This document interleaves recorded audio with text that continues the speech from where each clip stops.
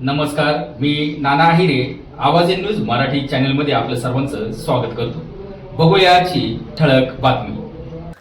नांदगावला रिपाई पक्षातर्फे जिल्हाध्यक्षांचा सत्कार व तालुका अध्यक्षांचा वाढदिवस संपन्न.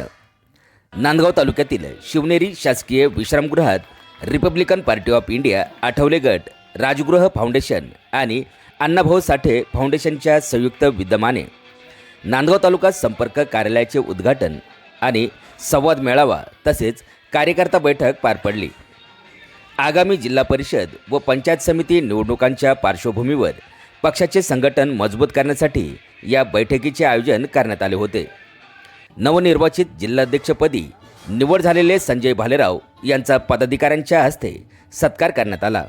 तसेच नांदगाव तालुका अध्यक्ष राजाभाऊ पवार यांचा वाढदिवस सोहळा उत्साहात साजरा करण्यात आला.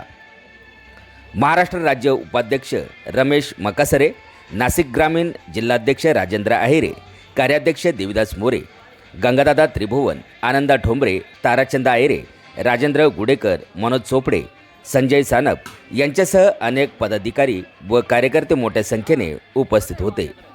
या कार्यक्रमाचे सूत्रसंचालन मनोज चोपडे यांनी केले तर आभार प्रदर्शन राजाभाऊ पवार यांनी मानले. आवाज न्यूज मराठी, नांदगाव, नाशिक.